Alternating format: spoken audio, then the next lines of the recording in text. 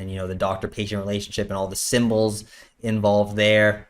So in this case, the ideology we're interrogating is probably still that neoliberal ideology, but now it's being propagated by organizational discourse and its specific systems of representation and meaning and symbols.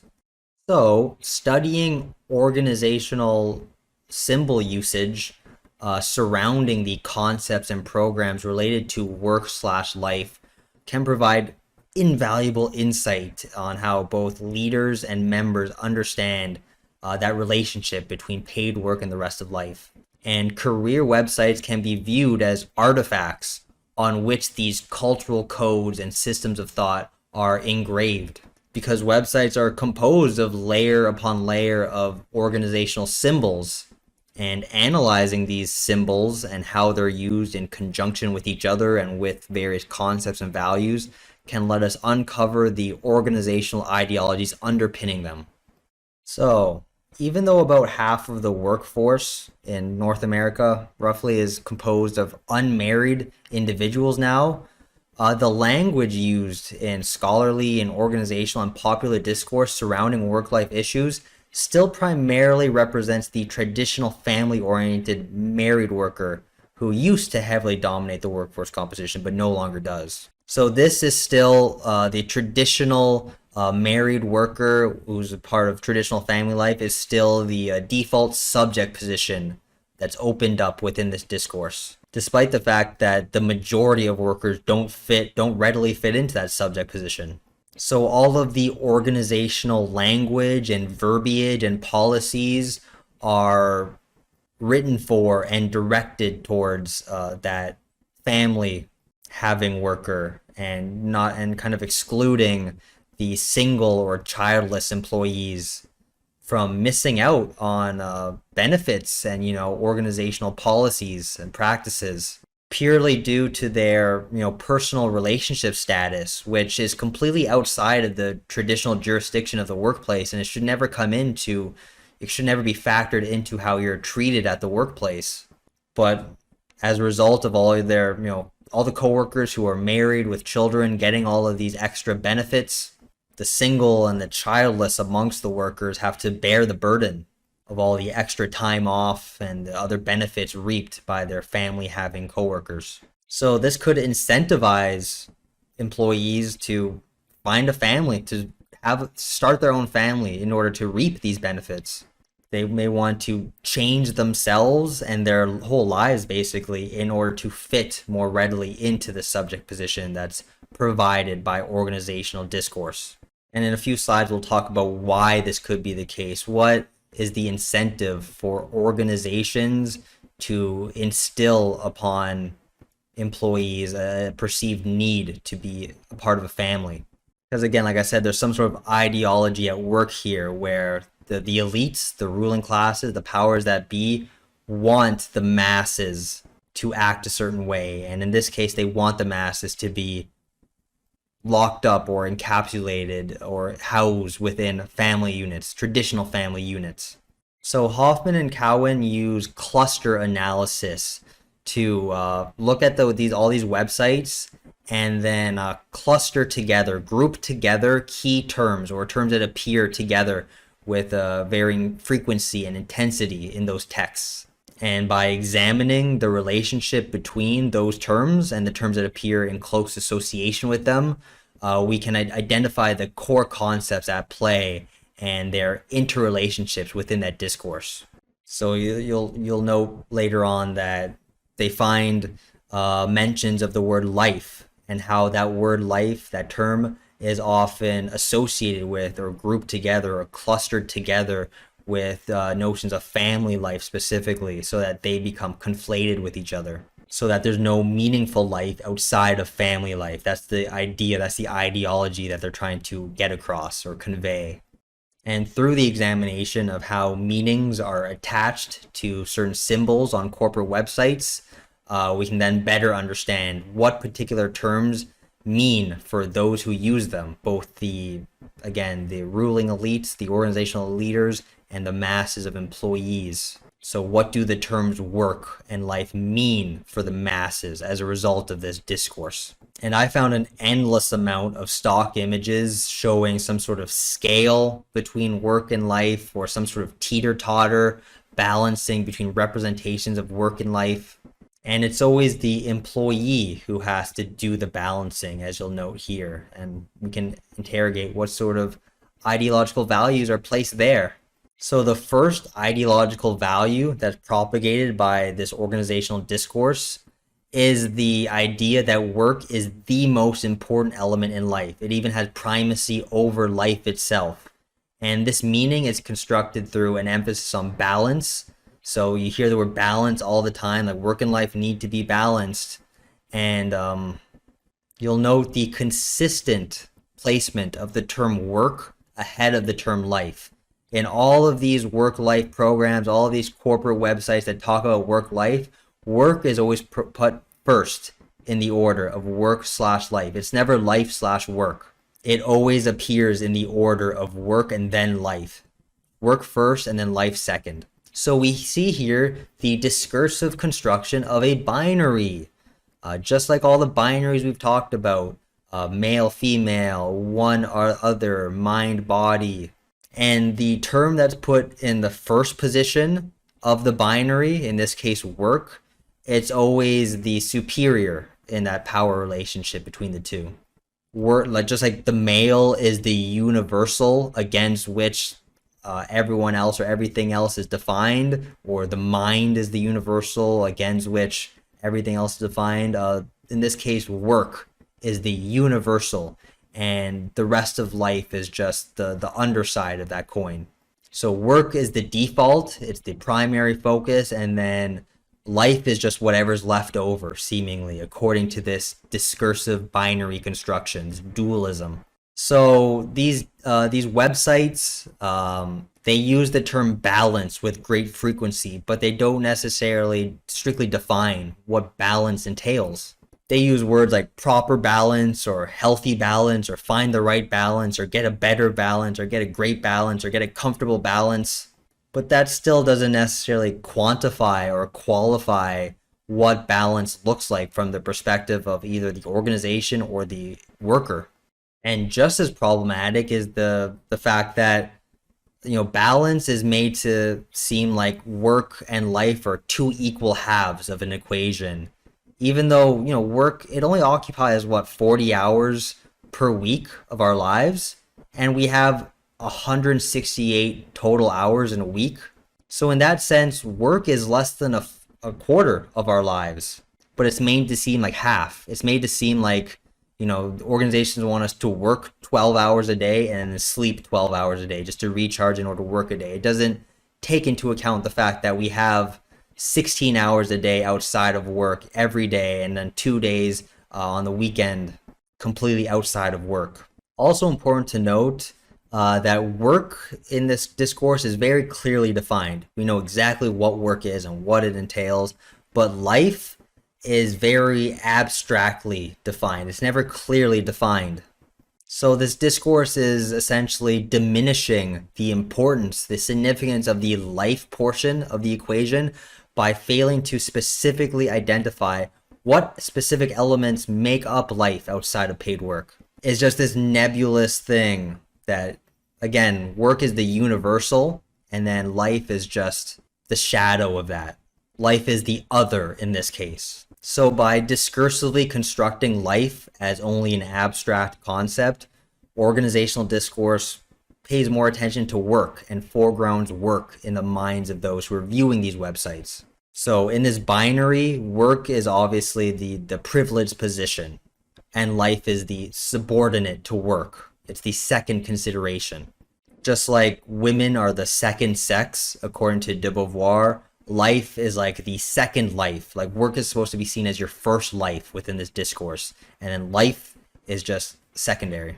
So remember, discourse includes certain ways of thinking about and talking about and doing things and excludes others. So this specific organizational discourse is trying to direct our attention and our time towards more work-related things and away from more life-related things. And here's where the ideological component comes into effect. By employees using these work-life programs that organizations are providing, and even like eagerly demanding these programs, which are designed to quote unquote balance paid work and the rest of life, they are unknowingly accepting the organization's very unbalanced definition of balance. And they are tacitly agreeing to let the organization determine which elements of life are worth balancing. So you're falling into the organization's hands in terms of their definitions of what work and life and the relationship between the two should be, so that their interests, the interests of the few, are becoming your interest, the interests of the many. Okay, as I alluded to, even though life is very abstractly, nebulously defined in the organizational discourse, when it is defined, it's always defined in relation to family life, as if that's the only legitimate, authorized pursuit in life outside of work, and the only truly acceptable interest one can have when they're not working. Again, think about why this may be the case. How do organizations benefit from this discursive construction as life, of life as only family life? Someone raising a family who has kids to feed will typically be more dependent on the organization. They don't want to lose their job because now they're not only providing for themselves, they're providing for their family. This means they will be more well behaved and obedient for the corporation. Also, as mentioned in the medical discourse lecture, the traditional family unit tends to be a neutralizing and a de-radicalizing mechanism for individuals and society, where you start to adopt more traditional values, you become more soft. It is like a softening mechanism where people, once they reach their 40s and they have kids, their priorities change. They're not so much worried about challenging the status quo or destabilizing or undermining the powers that be. They're more focused on raising their kids and providing for them. Whereas those who don't have this family unit to insulate them, they could become more radicalized as they grow older. They could become more disillusioned by society, and they could do they could go off the rails or do extreme things without that kind of moderating, neutralizing presence of a family unit. So corporations and the social structures that are dominant in society want people to enter into and be part of these traditional family units, because once they become part of them, they are less likely to threaten or challenge the power of corporations or existing social structures. So just as the education system was that traditional society endorsed rite of passage from childhood to adulthood, the family unit is the traditional society endorsed ritual for working life and adulthood. Like you're made to feel incomplete if you don't have that aspect in your life. And it could feel even more unfulfilling when you see all your family oriented coworkers getting extra time off and paid benefits and all these things that you're not entitled to purely because you don't have a family. So like I said, life in this discourse, all the symbols on these websites, is conflated with family life. So when they're talking about life, they clearly are referring to family life and family life only. So the terms that are associated with life, the ones that are linked together in this discourse that's viewable on these websites, is children, family, spouse, kids, adoption issues, parents, aging parents, you and your family, family activities. All these buzzwords are connected and associated with life through this discourse, thereby depicting life in a very narrow manner. Like there's so much more to life than just starting a family. But this discourse reduces any life aspects outside of strictly family life to just, hobbies or leisure time, as if that's it. That's all that's left for you if you don't have a family. So let's go back to this image for a second and look at the 4 terms that are associated with life. Family, of course. And there is no hobbies or leisure activities even listed here. According to this, the 4 pillars of life are family, friends, vacation, and health. As if when you're outside of work, these are the only four legitimate things you can pursue. Like, are there not other socially significant areas of life that can be factored into this equation of the work-life balance? Like, shouldn't activism or learning be considered parts of life as well? And don't even get me started on the fact that crypto isn't listed here. That is an absolute travesty. So, the organizational discourse constructs a subject position where if you're an individual who doesn't have a family to manage, you're made to believe that your career is your only remaining area of concern. Oh, you don't have family obligations, then you should have more time and energy to spend on work because according to these websites and the discourse they propagate, no significant alternatives exist. And the traditional family is the most legitimate lifestyle choice, and options for meaningful activity besides work or family are very much limited, thus ignoring and undermining other possible approaches to living life. And again, this starts to become accepted and normalized and naturalized within discourse, so that, again, knowledge and power are inherently linked. So if this becomes the default way of thinking about life, then organizations can justify not providing similar programming or benefits to people without a family life. And people will accept it because they've come to believe it's become the truth in that discourse that the only people who need these programs are ones with traditional family. So the third principle or tenet espoused by corporate ideology through organizational discourse is that neoliberal notion that individuals are responsible for managing the relationship between paid work and the rest of life, with only supplementary assistance for the organization. So if you look at the specific language and the verbiage they use surrounding the term balance, it's always organizations are here to support you in finding balance or help you achieve balance or assist with balance or encourage balance. These are things that denote that the responsibility is on you and the organization is just sitting on the sidelines cheering you on or helping when they can here and there. So all of those terms are helping terms, indicating that from the perspective of the organization, primary responsibility for achieving this balance is on the employee. And again, in all of these stock images on the back of these slides showing the individual trying to balance on the teeter-totter or on the scale, it's always the individual by themselves. It's never the organization on the scale itself. And guess who makes all these images? It's the organizations. Like, what are they trying to convey? They're trying to convey that balance is your responsibility, that you need to navigate or juggle or manage the delicate balance between work and life. So that if employees are held responsible for achieving the proper relationship between work and life, then only them, only the individual and not the organization can be held responsible if balance is not achieved. So it's about offloading responsibility from the organization onto the individual. So that when it really comes down to it, the stakes are super high for the individual, but there's not much to lose for the organization.